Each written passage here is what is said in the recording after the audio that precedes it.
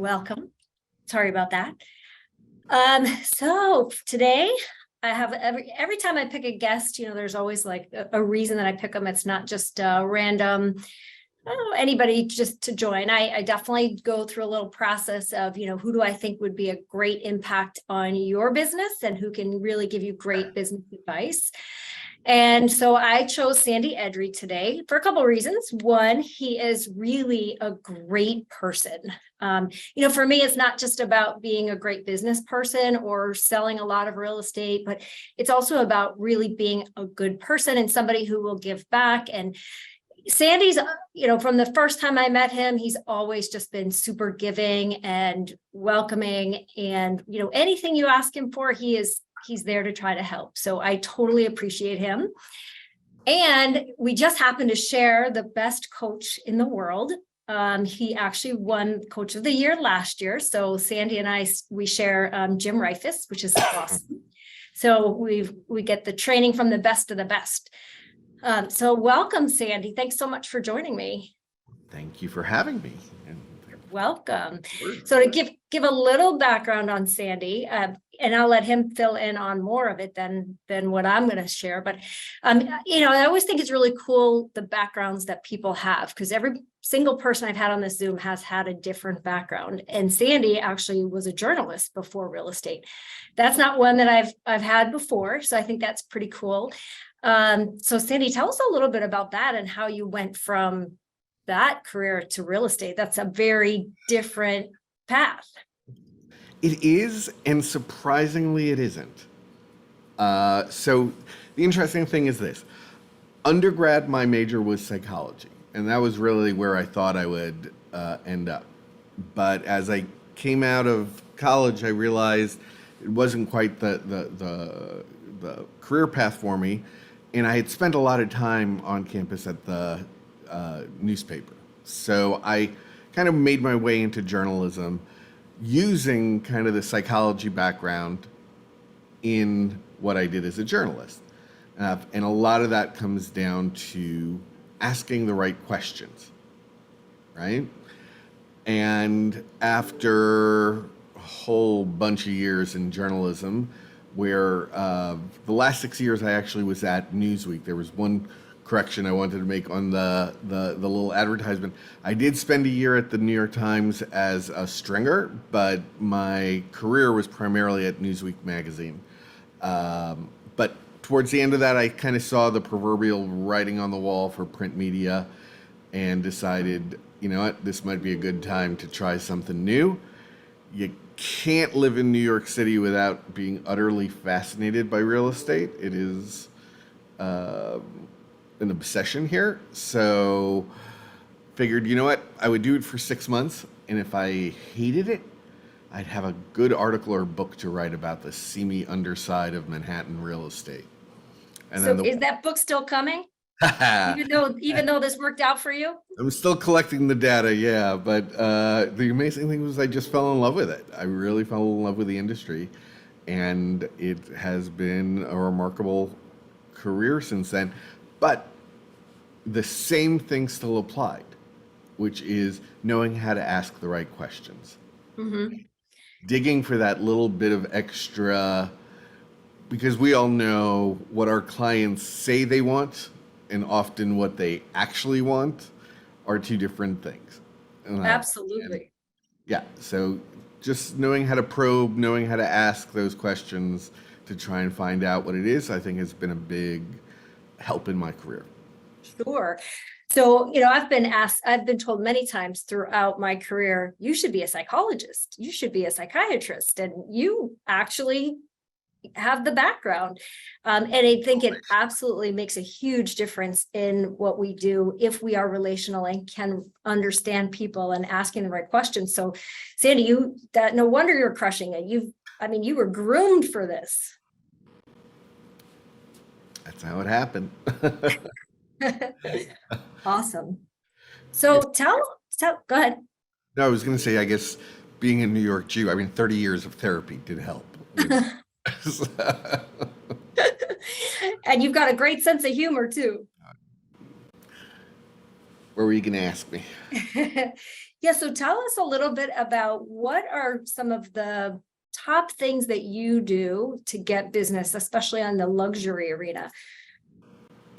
Sure. So, look, as everyone knows, a lot of this stuff comes down to relationships, right? So, we are constantly doing the regular kind of networking things, but we've also taken a little bit of a different approach in two areas, kind of the opposite ends of the spectrum, that have helped create a lot of our relationships and leads in the luxury arena.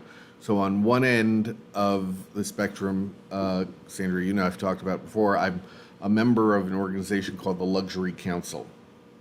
Right? And the Luxury Council is not real estate specific. It's industries across the board, but all dealing with the luxury buyer, consumer.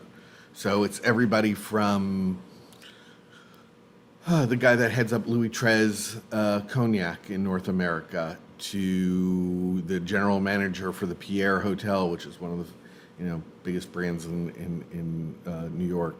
To I was sitting next to the client relations customer experience director for Rolls-Royce nationally. Ooh, Janet says she can't see me.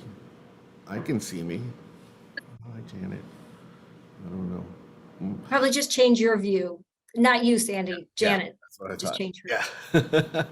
So Sandy, that sounds like an amazing network, amazing connections. Is that something that is across the country? Is that just something that's where you are? So the Luxury Council is actually in the process of transitioning. It used to be called the Luxury Marketing Council and dealt primarily with those in the marketing world. That's how I got involved with it. But we've realized over the last couple of years that it really expands into all the C-suite folks. So we're in the process of rebranding the organization to the Luxury Council. But at the same time, all KW luxury members who were at the symposium last year did receive a free membership to the virtual part of the Luxury Council's site to be able to download and see a number of the different interviews and programs that we've done in the past. I'm not sure where that stands right now. I'd have to check with Brady to see where we are with that for the rest of the community.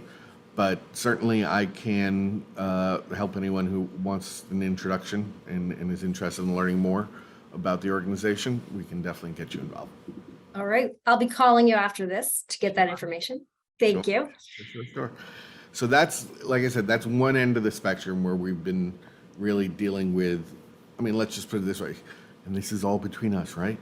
At the last luncheon that we had, there's a very, very luxurious international perfume brand that is looking to launch in New York and in the US soon. So they're probably going to be looking for a rental, believe it or not, for about $200,000 a month. Okay. In love. Pretty good. Just for the first year to launch. So hopefully that's we're going to handle that for them as part of the relationship that we received through the council. So we have different opportunities like that, but it's also just a great way to help raise our profile in the community. On the other end of the spectrum, I was going to just mention briefly, we also have what we call our leveraged referral army that you and I have talked about before. I love this. I love this story. So the idea kind of started with, we were trying to figure out who are the biggest gatekeepers in New York to wealth, right? There's the folks that we all can think of, like wealth managers and things like that.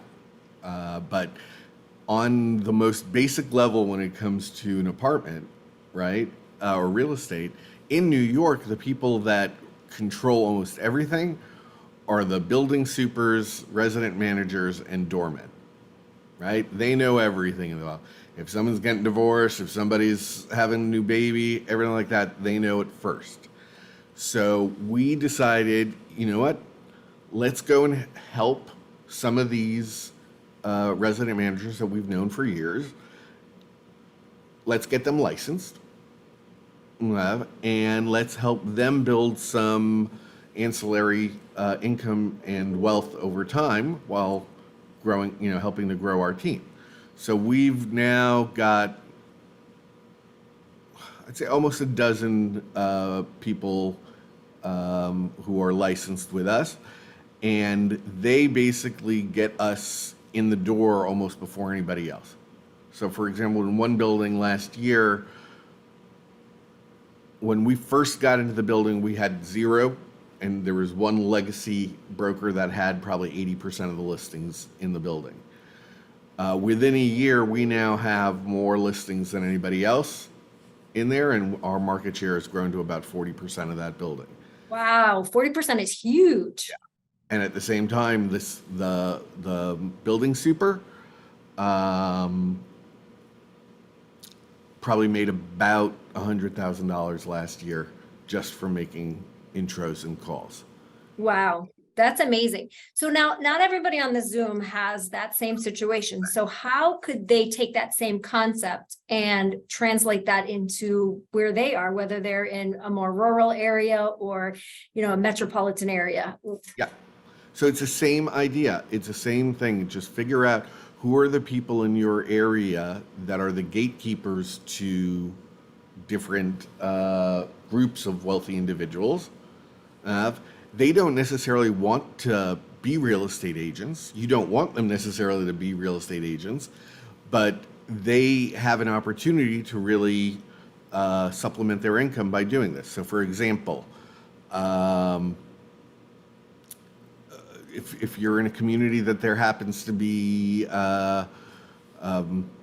golf courses and country clubs and things like that, which I don't have here, right? Then figure out who's the people there that have the most contact with it. I mean, I wouldn't even know what they're called but like the property managers or whoever else it is there. You probably, there are HOA communities in your area. Find out who are the people that, the professionals that are running that organization. Sometimes they can't get licensed themselves because, there are restrictions on their contract. Get one of their family members licensed instead, their spouse, their kids, anything like that. You can run it through them instead. Is there a new boutique that's opening up in the area, like a wedding boutique that is obviously, or fashion boutique that's geared towards a certain clientele? Get that person licensed.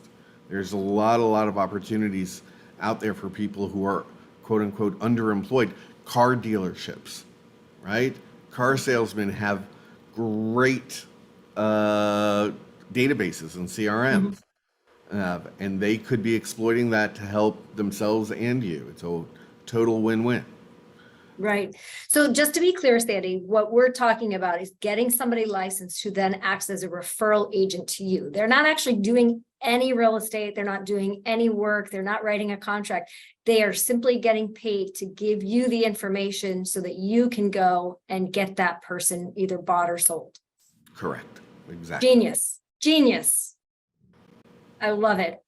It kind of, when you're talking about that, I had an agent recently who the HOA president, manager, whatever, somebody asked, hey, who do you recommend to sell my house? And that lady called one of our agents because our agent is in that neighborhood. Same kind of concept, and that happened very organically.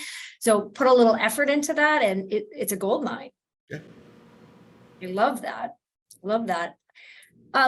I think you have one other source too, Sandy, that you may not be thinking about, but I'm thinking about it because I have this little mug. What does that little mug say? Can you guys read that backwards? It says the Edry team. And wait, there's more? What's this?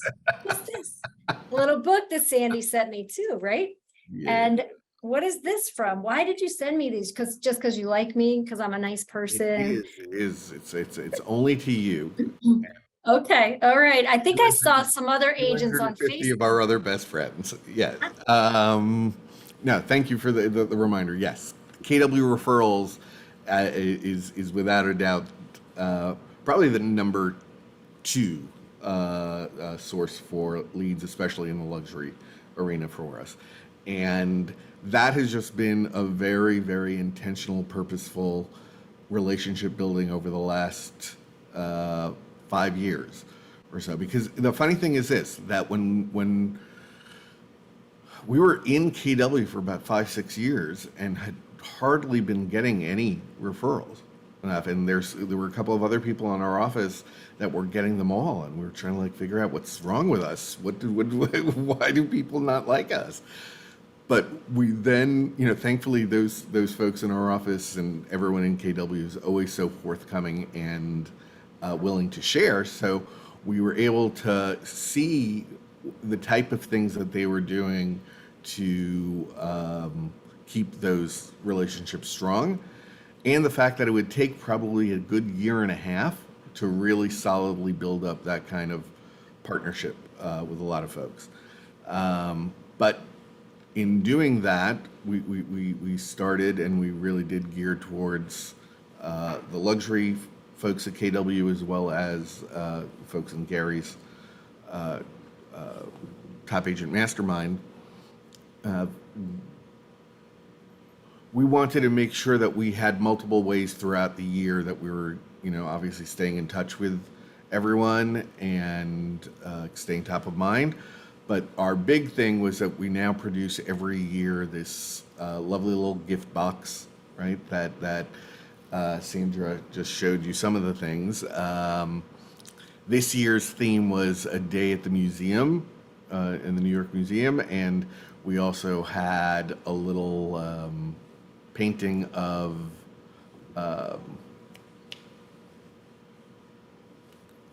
Monet's Starry Nights. I think that was, yeah. Oh, But where we replaced the fields with the New York City skyline and things. And we spent a lot of time on this thing, more time than you'd think. But we really spent a lot of time kind of trying to come up with a theme in the package to send out to the folks. And it's had a really wonderful reaction. that's great.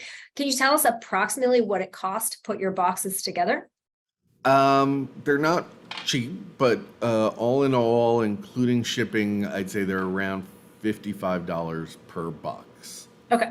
Okay? So you are obviously being purposeful with the locations that you're sending them to. Like, are you doing some research to figure out like where are the referrals coming from, or, what is the partnership look like? Are you doing it by location or just people you like, or?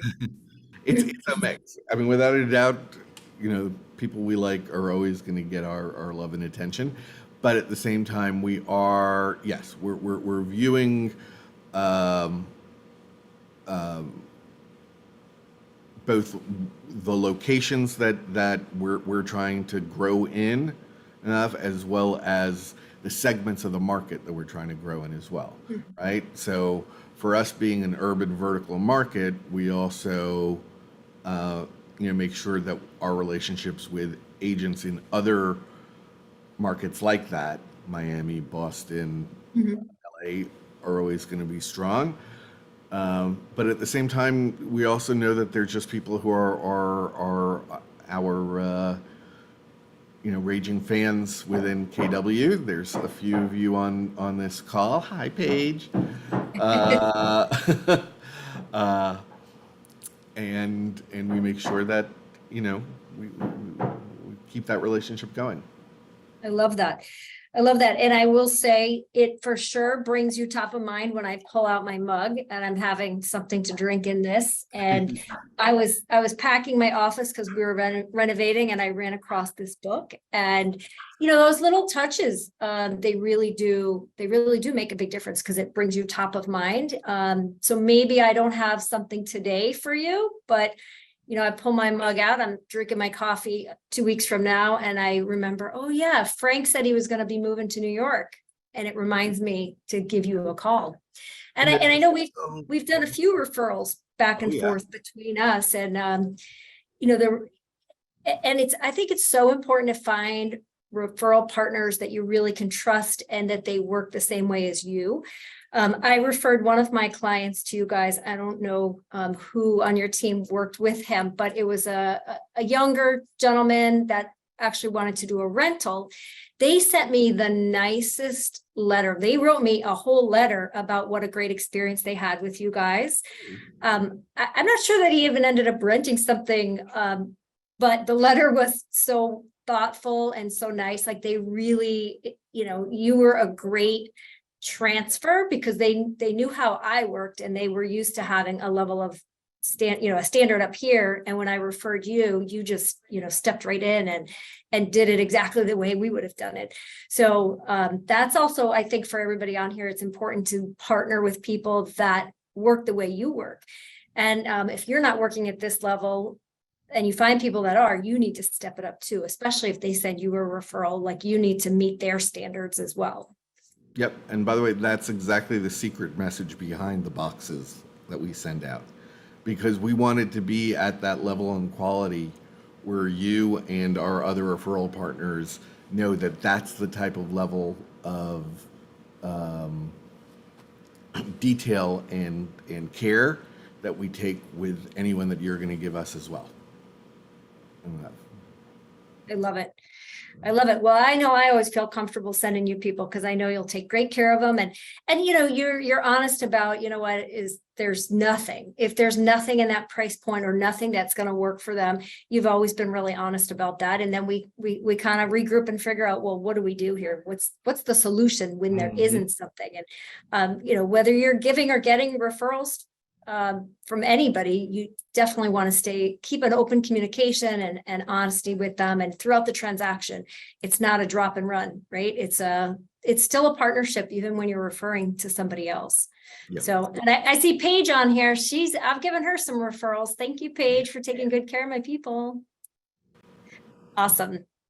Okay, so we've talked a lot about referrals and how we're getting that kind of business. How about for the people that you've already closed? How are you staying in touch with them? Are you doing anything special? Do you have any gifting programs for them?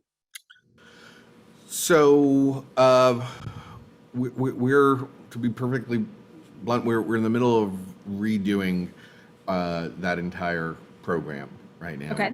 We've had some great success with it. But we started basically with our sellers gifts program, right? We took very similar to Brady's approach with the 8 moments of excellence thing. So we've completely revamped that so that at every step of the transaction, we now give a smaller gift that I think has more impact than giving a closing gift at the end, which I always thought was strange because you're basically giving them back some of the money they just gave you. Right. So instead, we divide that up over the course of 8 touches, and it could be anything from, like, when a listing goes live, we give them a beautifully wrapped popcorn box with candy and popcorn and a $10 Amazon card inside it. And we basically say, hey, now the listing's live, you go sit back, relax, enjoy movie night on us while we do all the hard work of getting somebody in there, right?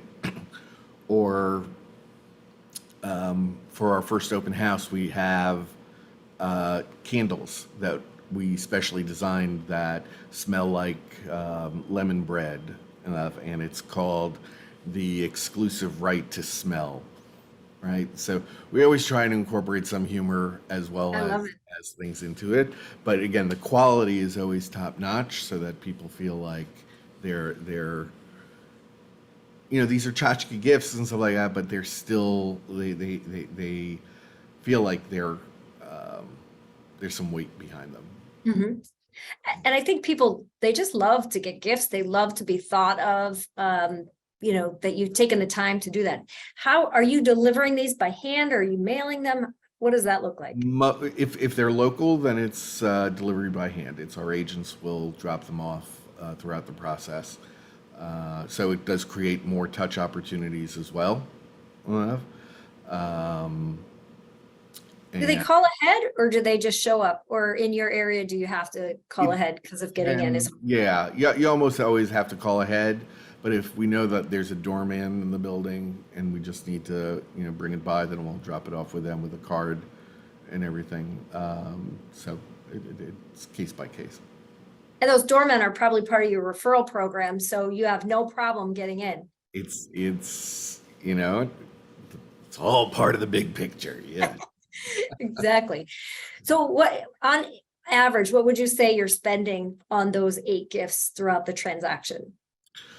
I think we had a hard cap at around 300, which is Okay. probably what I would spend on a closing gift anyway. So if not a little bit more. So it's Okay. actually a little bit less than we would probably do if we were giving one gift at the end. Okay.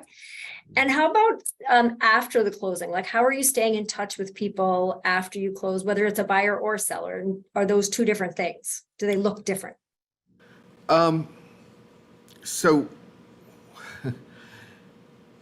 I was actually the first, I believe I was the first agent in KW to hire a concierge many years ago. And I actually found a hotel concierge and hired him for the team to basically serve as a resource for all our clients post-close transaction, whether they needed reservations for their anniversary dinner or they have a friend coming to town and they needed suggestions on where to take them. We made him available to our clients. That Mhm. was probably one of my biggest failures from an expense side of Oh, things. no. We were probably a little too early to that game, and our clients just didn't understand it. Okay. They didn't understand why we would be doing this, so there weren't a lot of people that were using it. The reason I bring this up is because we brought a lot of that just in-house to the team instead, right? So Mhm. our clients still know. I mean, I've got a client that I sold an apartment to 15 years ago called me last week because they're in the process of refinancing and they needed to know who to, go to, and if they needed a couple of pieces of due diligence from the board, right? So these people know that it doesn't matter how long ago the transaction closed, they can still call us for whatever they need. If they need a dog walker, we'll find them, the top tube dog walkers in the neighborhood. And we make sure that they know about this because that goes into our newsletters, that goes into our touches, to make sure that they're aware that our two of our taglines that we used in case by case when they get used is one is real estate that transcends transactions, Mhm. and the longer version of that is we're not here just for the home buying and home selling experience. We're here for the entire home living experience. Oh, I like that. Yeah. I like that. So that gets stressed everywhere through the transaction and post transaction. Great. So you mentioned a newsletter. So you know that that's like the core of my business. That's a big, big thing for me. So tell us a little bit about your newsletter. Is it printed? Is it emailed? What does that look like? Currently, it's an email version. We are exploring the possibility of doing a print version as well, but for our market here, especially because of how different all the neighborhoods are, it's probably better to leave it as digital. Although at the same time, at we just also launched a new product that I did want to mention on the call. We decided that we wanted to, because we've always been experts in new development in New York, we launched a new website called newdevrev.com, which is the first portal in New York that aggregates and curates all the new development projects in the city. And through that, we're actually also seeing at least for the type of leads that we're getting, it's about 70% up in price point because it's mostly luxury. Oh, nice. So the contacts you're getting are mostly buyers looking to buy in those complexes? Correct. So we've turned this basically into a lead generation website, niche generation website that all the leads come to the team and then we take them out. So think about it as kind of Zillow, but just for our team rather than getting sold out to all these other people out there. Right. So with that, we are going to be launching a quarterly printed newsletter as well about all the upcoming new development projects that are coming down the pike. So. Okay, great. Now somebody asked if you're doing different, I think geographically different ones, or is it one newsletter that goes to everybody? So we've started experimenting with doing a little bit of the geographic specificity. It's still probably about 90% is the same newsletter, but we're doing more market segments. So it's not just geographic enough, but it could also be like we're going to have one newsletter that's a little more geared towards investors. Still has the same, like I said, the same core stuff, but the intro and maybe one article is a little different because it's targeted towards making sure that the call to action is around investment and things like that. Great. So those are the areas that we're starting to explore a little bit. I saw a question about who does the newsletters.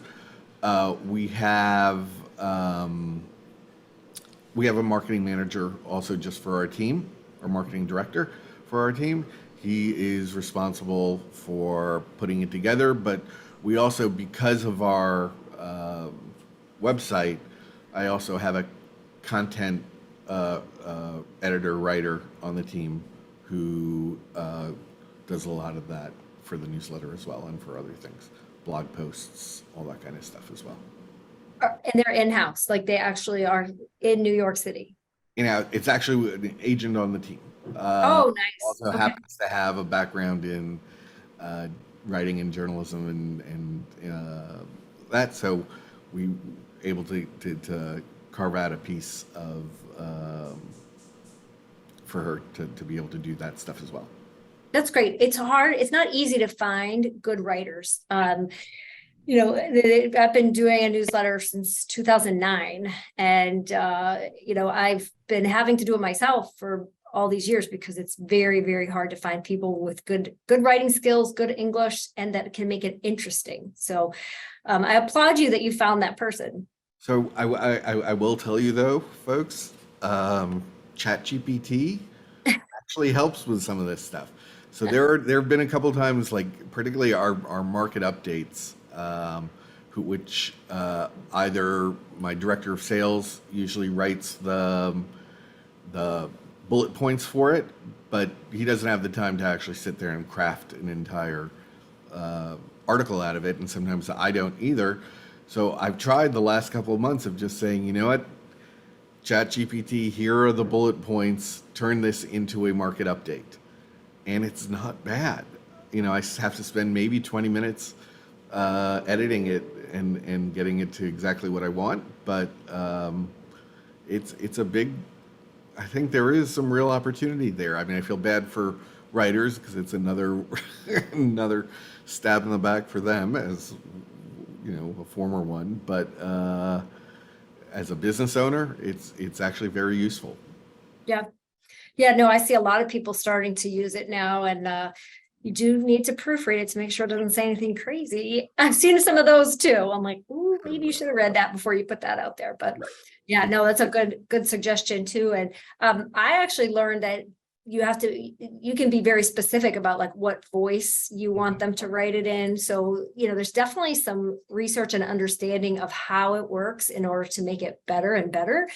And I didn't know all that. I tried it a few times and it gave me some crazy stuff, but then my son, who's 20, told me I got to put more information in there. So I'm on it. It's not like I've actually gone in there and asked it to write listing descriptions in the style of a film noir thing. I've never done that. It's actually a lot of fun. Yeah. That's funny. So let's just talk about coaching for a minute. Sure. That's something that we touch on these Zooms, but we don't talk about it all that much. But since you and I share the same coach, I figure this is a good opportunity, right? So tell everybody, like, how has that impacted your business, having a coach? I mean, I can honestly say that it has, without having a coach, and specifically Jim, but I've also had a couple of coaches before him, my business wouldn't be the size it is. Every time we hit kind of that ceiling, that E2P ceiling, it's because I've had a coach that always reminds me to look for the opportunities that I've been able to break through. A lot of you probably don't know, but the New York Market Center went through a lot of just called bad days a few years ago. And quite a few people left the Market Center at that point. And I had been seriously entertaining the possibility. I didn't want to leave KW, but I did not want to be in a toxic environment. And I called Jim one day and told him about this. And he said, look, before you do that, really look for the opportunities. Look to see what's out there and how you can maybe, help turn it around. And with that, I ended up vying for the OP for our market center. Thankfully, I did not get it. You dodged that bullet, huh? Good job. Somebody else got it, but I've been an investor with them in both our market centers as well as now in 4 other market centers. And it's only because somebody had the smarts to tell me, don't throw the baby out with the bathwater. There's a lot of value here. Same thing happened when in 2019, there was a law change in New York that basically decimated a big part of our business. We lost in one day roughly $1 million a year in GCI. Wow, that's a lot. It's a lot. And I was, trying to decide. I basically, it happened to be right around Mega Camp, and I went and saw Jim, and I basically said, I'm effed. That's it. And he, again, stopped me, walked me through it. And within 24 hours, I actually had the gall to walk up to Gary at the end of the mastermind and say to him, I just lost $1 million. I'm going to make that back. And when I do, I want you to have me on stage with you. And he said, yes. That was kind of the mind shift change that I needed. And again, that comes from coaching. Right. You needed to go from I'm doomed to I can do this and I'm going to find a way to make this a positive for me. And coaching definitely plays a big part in that. Yeah. And I know with Jim, he's always holding us very accountable, right? Yes. If we say we're going to do it, we better do it. Yes. But he does it with good humor too, right? So it's not like your mom telling you or your dad telling you have to do something. It's truly a partnership, right? Yeah. And almost every rainmaker type person needs a good ass kicking every once in a while, because we're just you know, we're we're expansive people that sometimes just need to be told to, stop and Right. Stop the drama, yeah, no, I get it too. Well, Sandy, I think I want to open it up for questions now. Everybody's waited patiently. There's probably a few questions out there. I don't know that we have any in the chat, but does anybody have any questions for Sandy? Someone actually asked personally, what is the name of the coaching company? Oh, I mean, it's through MAPS Coaching. So Jim is one of the executive coaches for KW MAPS Coaching. And for those of you that don't know, there's 2 levels, I think only 2, maybe there's more, but I'm aware of 2 levels in MAPS coaching. Once you've been, hit a certain level of success, and I would imagine, great reviews and feedback, they got promoted to the executive level. So our coach is one of the executive level coaches. So that is a higher price, of course, but it comes with, a few other benefits as well as having an amazing coach. Yeah. And just FYI, we believe so much in coaching that not only am I in coaching, but my director of operations coaches with Nicole Zuber, who's the best of the best in ops coaching. And my director of sales had a coach until recently. We're going to restructure that and get him a new one in the fall. So, I mean, that's a sizable commitment each month.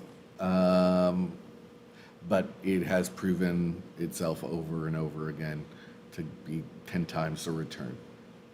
Awesome. Let me ask you something. I missed the part on the referral network. Is this call going to be recorded? Yes, it is. So if you send me an email, I'll send you a copy. Great, Yeah. thank you. And just FYI, I seem to like that term, by the way. Just FYI, I do offer a free class for any market center or teams on how to build this referral army. So I'll make sure to put my contact info at the end, and if anybody's interested in that class, happy to do it over Zoom or whatever else. Oh, thank you. You're welcome. Hi, question on the licensees, and do they have to hang their license anywhere? They hang it with KW as a referral license. So it's I think each office has a different structure for that, but like in our office, it's $40 a month to hold your license, and generally we'll pay that amount for at least the first 6 months. If after that we see that it's not getting anything, then we might drop it, but we'll cover that expense for them. We're also, just FYI, we're doing regular gatherings for them to both educational sort of stuff, fun stuff. Bill's taking 6 or 7 of them out tonight to play pool. Bill's our director of sales. Sandra knows him well. Yeah, so and we're even now starting to incorporate some wealth building classes and opportunities for them, so that they, with whatever money they're making on this stuff or other sort of things, most of these folks have an entrepreneurial spirit. So we're just trying to find ways of like helping them maybe get into some syndication deals, into things like that, to continue growing that relationship over time.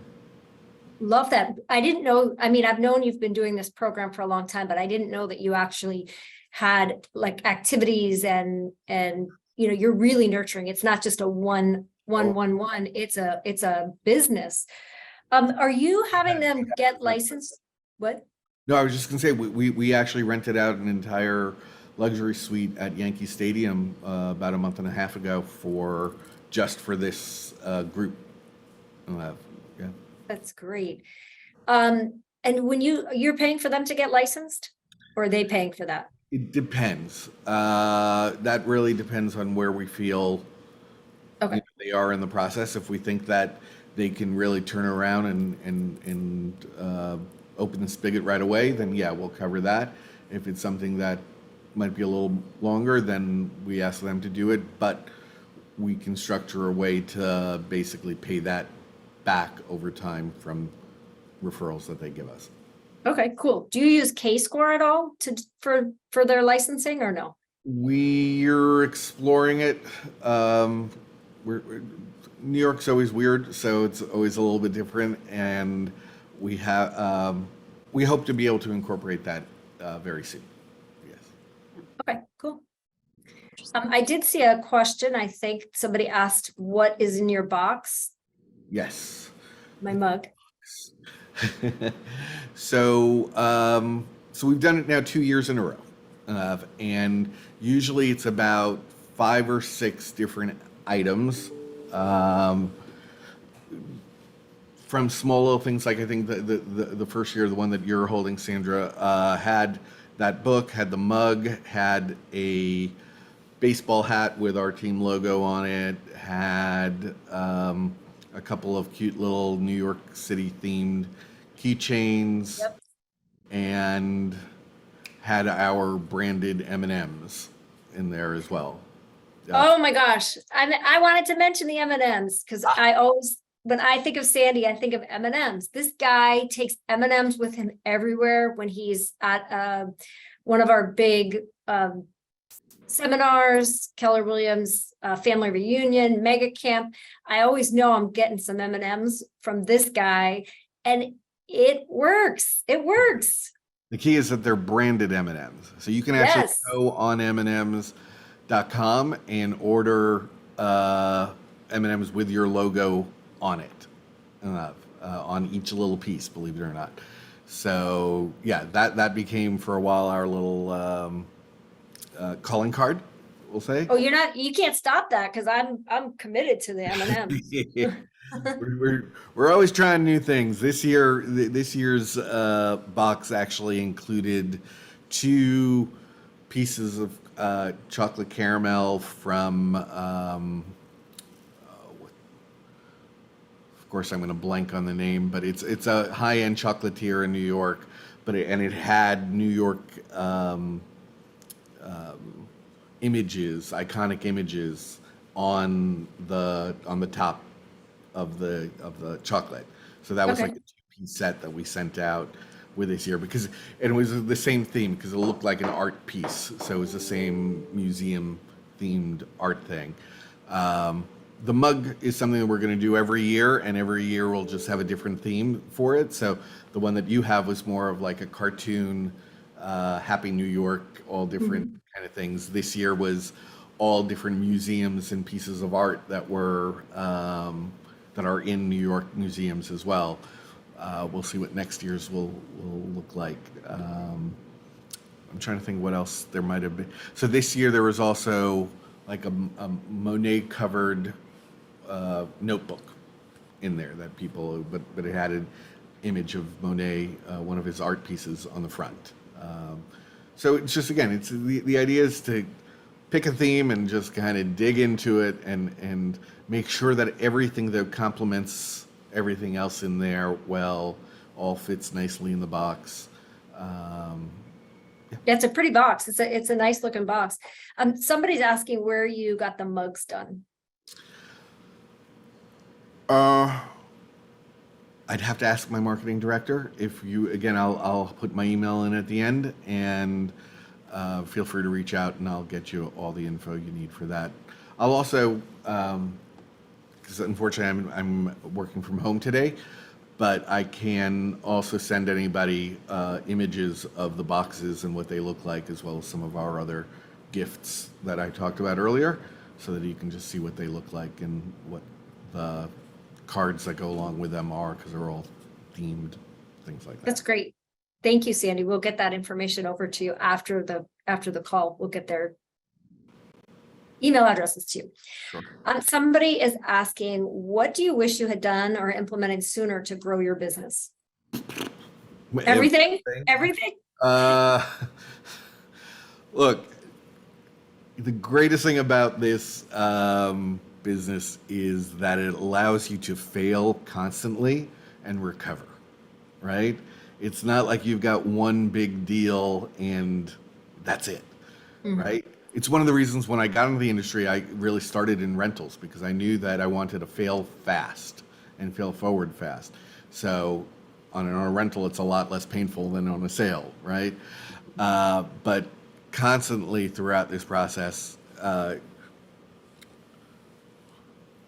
look, Gary said one thing a few years ago that has stuck with me because it made me feel good, was that, to build a really, really solid team, you might have to blow it up 5 times.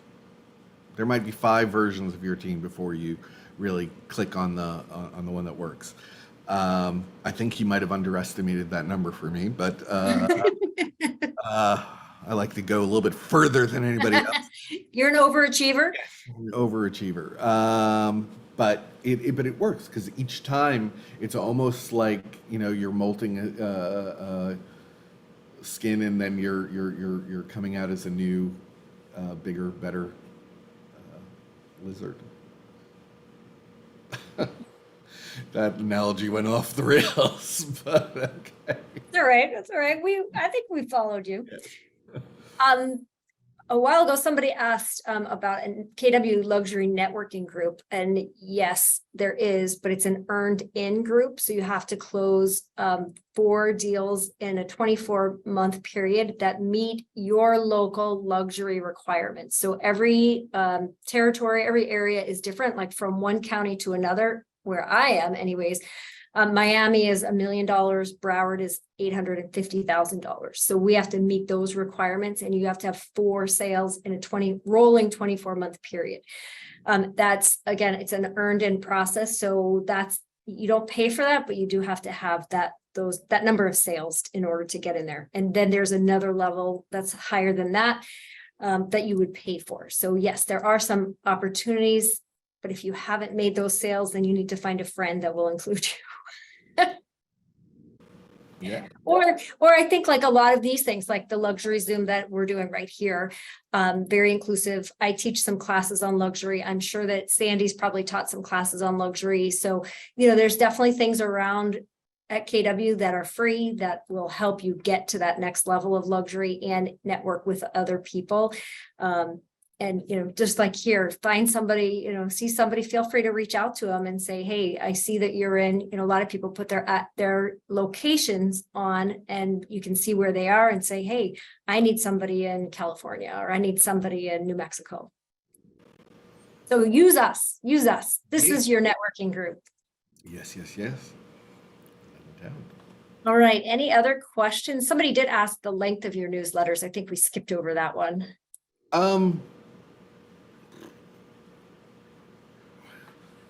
This long? I don't know. It's hard to say because it's a digital one. So, I mean, we have usually our newsletters have a short introduction for the month, then a selection of our current listings, then a section for the market updates, right?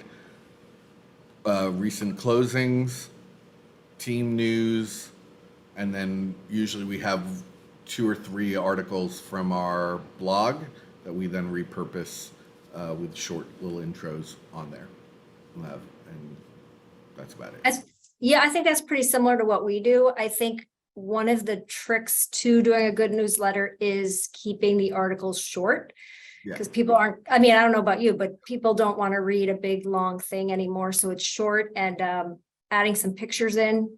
We're like kindergartners, the more pictures we can look at, the better, and fewer words. So that would be one of the tips I would give you, and just be personal. It doesn't have to be, newspaper quality. Right. But it still has to, like, the English has to be good. The grammar has to be good, but it doesn't have to be like all hoity toity or anything. It can be pretty, down to earth. For me anyways. I don't know about you. 100%. No. That's look, again, that was probably one of the big lessons I learned when I was at Newsweek. People don't know this, but newspapers and magazines and everything like that are specifically written at somewhere between a 4th to 6th grade level. Because you don't want to be the writer that talks over people's heads. You don't want to be that person who doesn't connect because you think like you're supposed to be some writerly type person, right? Same thing with our clients as well. You want to approach them at the place that they are. Good. I like that. That's good advice. Very good advice. Eloisa, I see congratulations that you're going to be hitting the luxury standards. It's actually your office that needs to turn the button on. So talk to your office team leader or your operations person in your office, and they can turn that on for you. So congratulations. Thank you. Right. We probably have time for like one more question, and then we're going to let Sandy go sell some more real estate. Anybody got one last one?